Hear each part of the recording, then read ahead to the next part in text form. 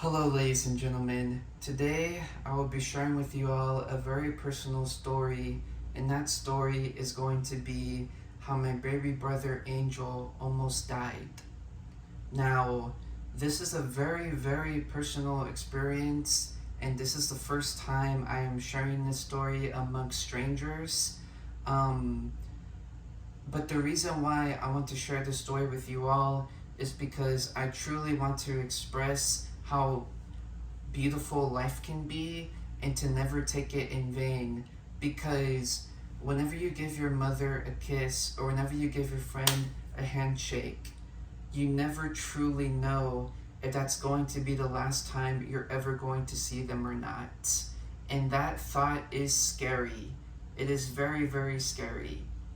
Please, please, please always show your appreciation to your loved ones and truly express how much you care for them, because things happen in the snap of my fingers, and with no hesitation, no warning, you truly never know when things can go south. But to continue with the story, this took place around October 2021, and my baby brother at the time, Angel, was 8 years old. He was 8 years old.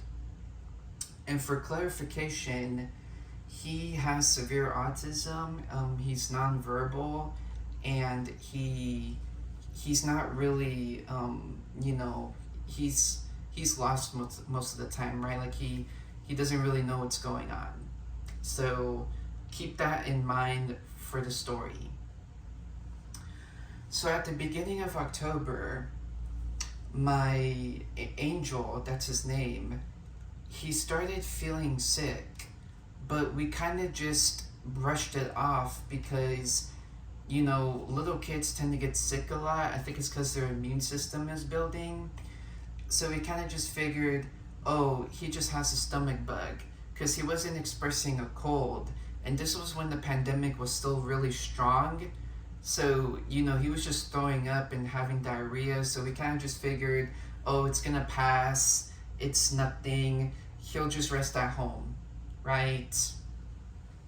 But days turned into weeks, and he had zero signs that he was getting better. Like no signs at all. He was super chair bounded, like he just couldn't move at all. We had to carry him everywhere. He constantly threw up. He just wasn't stopping throwing up. And we got real scared because something was obviously wrong. We just, we had to take him up to the hospital. And again, this was during COVID. So being at a hospital was probably the last place we all wanted to be at. God bless healthcare workers, by the way. But we just had no choice. And I remember during this time I had school as well. And it was really hard for me to go to school knowing that my baby brother was in the hospital. But we kind of just figured,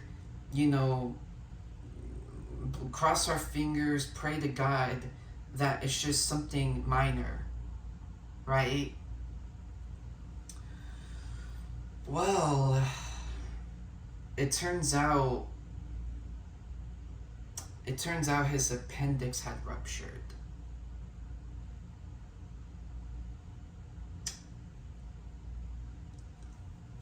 Literally ruptured. And I hate to say this, I really hate to say this, but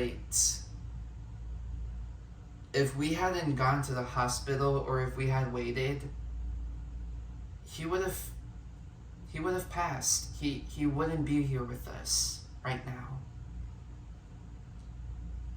And fortunately, he was able to get surgery, and they were able to save him, but he had to have an ostomy bag. And for those of you who don't know what I'm talking about, it's essentially a bag on your stomach where you have a little intestine called a stoma, and that was his means of accessing waste because his appendix had ruptured, so he couldn't, you know, he couldn't waste properly from his bottom. He needed an ostomy bag to support him. And considering that he was autistic, he is autistic, this was a very, very tough challenge that we had to endure for a month or two because he couldn't understand that we were trying to help him. And the bag would get full really fast because when you have an ostomy bag, you have zero control over your system. So essentially, you're pooping on, you have no will over your poop. It just comes out. That's it. So it gets filled up really, really fast. And at some point, it gets really dirty that you just have to replace it altogether, right?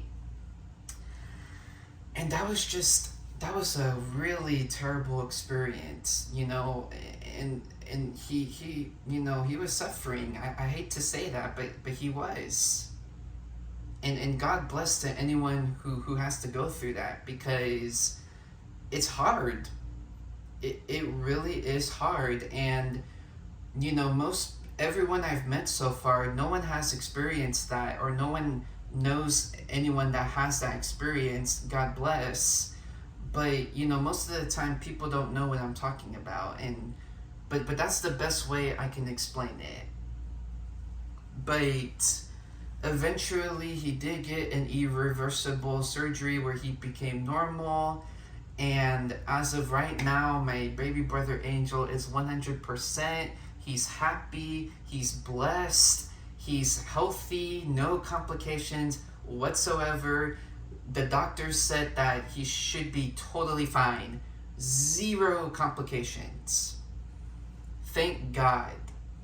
But that moment changed my perspective on life. I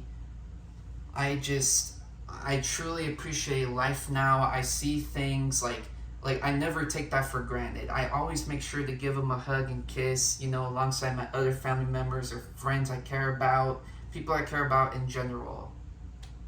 But thank you, ladies and gentlemen, for listening to this story. I can't wait to listen to y'all's stories. Take care, be safe, and God bless.